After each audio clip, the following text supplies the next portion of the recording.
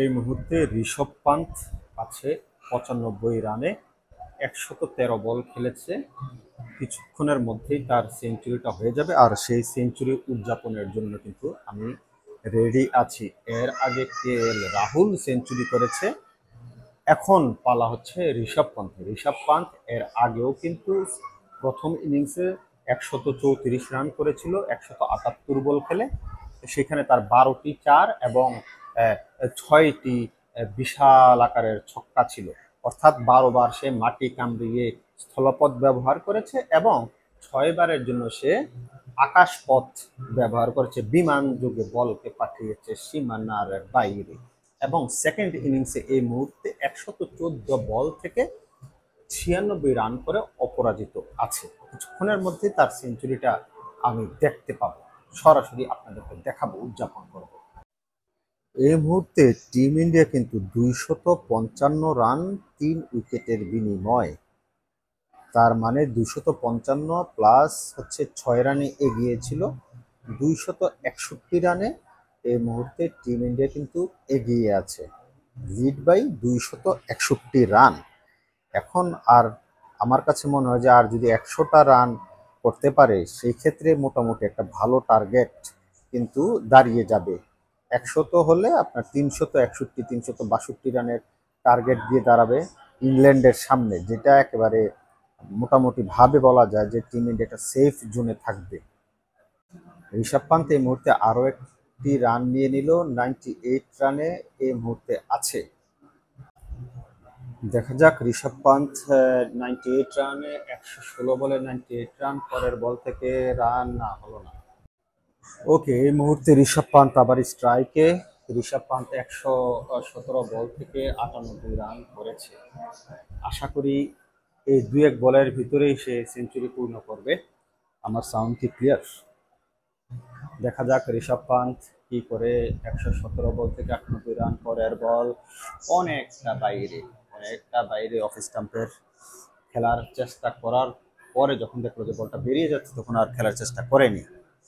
বল করছে এই মুহূর্তে বাশির 14 ওভার থেকে 70 রান দিয়েছে। বাশির ইংল্যান্ডের প্লেয়ার হলো, জন্মগত ভাবে হয়তো ইংল্যান্ডের, কিন্তু তার পাকিস্তানি বংশোদ্ভূত বাশির, কিন্তু তার নাক চুলেই বোঝা যায় যে হাইট সবকিছু মিলে বোঝা যায় যে পাকিস্তানি প্লেয়ার। ওকে, দেখা যাক কি হয়। ঋষভ পান্থের সেঞ্চুরির জন্য সবাই অধীর আগ্রহে আছে। 119 বল খেলে ফেলেছে, পরের বল আবার অফ স্টাম্পের অনেক বাইরে, খেলার চেষ্টা করেনি ঋষভ পান্থ। দেখা যাক পরের বল কি হয়। এবারে অনেকটি স্টাম্পের উপরে দিয়েছিলেন বাশির, কিন্তু সেখানে কোনো রান নেওয়ার অবকাশ নেই এবং রান নেওয়ার জন্য সুযোগও তৈরি করতে পারলেন না ঋষভ পান্থ। আবারও স্ট্রাইকে ঋষভ পান্থ 121 বল থেকে 98 রান, পরের বল অফ স্টাম্পের অনেক বাইরে ঝুলিয়ে দিয়েছিলেন।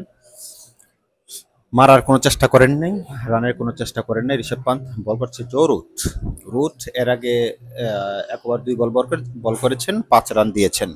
দেখা যাক ঋষভ পান্থ 2 রানের জন্য অলরেডি 6 বল খেলেছে, যদিও টেস্ট ম্যাচ বলের কোনো হিসাব করে লাভ নেই। পরের বল খেলে দিয়েছেন অফ স্টাম্পের অনেক বাইরে, 1টি রান নিলেও নিতে পারে, কিন্তু না, রান নেয় নাই। রিস্কি রান তো প্রয়োজন নেই, তাই না? এই মুহূর্তে 2 রান প্রয়োজন, কি দরকার আছে রান আউট হওয়ার?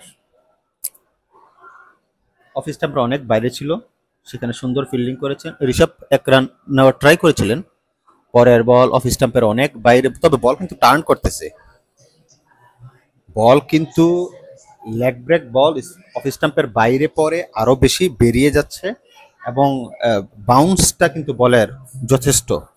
পরের বল এবার দুসরা মেরেছিলেন, কিন্তু ভালো বল করে, আমি তো জানতাম না। এর আগের 2টা বল লেগ ব্রেক করেছিল, অফ স্টাম্পের বাইরে পরে বল বের করে দিয়েছে, আর এই বলটা অফ স্টাম্পের বাইরে পরে ভিতরে ঢুকিয়েছে, কিন্তু ভালো বল করে জো রুট, আমি তো জানতাম না। ওকে, সোনার বলার। এনিওয়ে, দেখা যাক পরের বল। এবারে কিছুটা ফুল লেন্থ বল, লাইনের বল খেলে দিয়েছেন, 1টি রান, হ্যাঁ 1 রান, 1 রানের বেশি হবে না। 99 রান ঋষভ পান্থ, 99 রানে অপরাজিত আছে, ওভার শেষ। এই অ্যাডটা সবচেয়ে বিরক্তিকর লাগে। ইন্ডিয়ার তারা কি এই অ্যাড দেখেন সারাক্ষণ? আমাদের এখানে ওই যে ওভার শেষে সারাক্ষণ 8 চলে, আরেক ওভার হওয়ার আগ পর্যন্ত। দেখা যাক ঋষভ পান্থ কিন্তু আবারও স্ট্রাইকে 129 বলে 99 রানে। দেখা যাক পরের বল, রান পাবে, এবারে রান পাবে, একটি রান এবং ঋষভ পান্থের সেঞ্চুরি। পরপর 2 ইনিংসে ঋষভ পান্থের সেঞ্চুরি। কনগ্রেচুলেশন ঋষভ পান্থ। একটা লাভ দে, ডিগবাজি খা। প্রথম ইনিংসে যেরকম একটা ডিগবাজি খাইছিলি, ডিগবাজি খা। ডিগবাজি খাইতেও পারে, খুলতেছে সবকিছু। ও না, টেলিফোনে কারোর সাথে যিনি কথা বলতেছে ভাব নিল। আউটস্ট্যান্ডিং। হ্যাঁ, এই সেই গাভাস্কার, ওই যে দেখাচ্ছে ডিগবাজি খাওয়ার লাগে। এই সেই গাভাস্কার বলেছিল স্টুপিড স্টুপিড স্টুপিড। হ্যাঁ, মনে আছে? ডিগবাজি খাওয়ার জন্য ইশারা দিতেছে গাভাস্কার।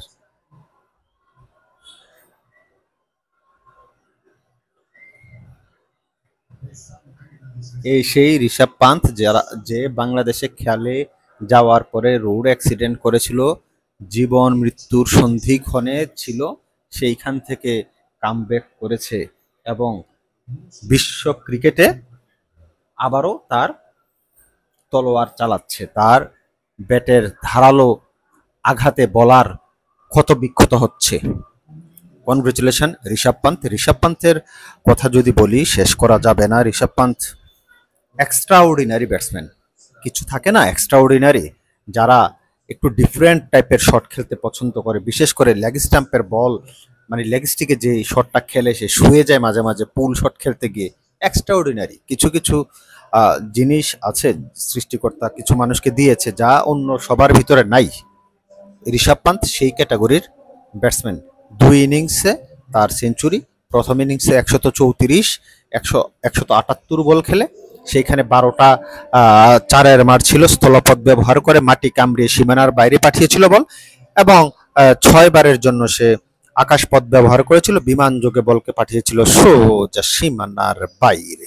এবং সেকেন্ড ইনিংসেও 130 বলে 100 রান করে এখনো অপরাজিত আছে। কনগ্রেচুলেশন ঋষভ পান্থ।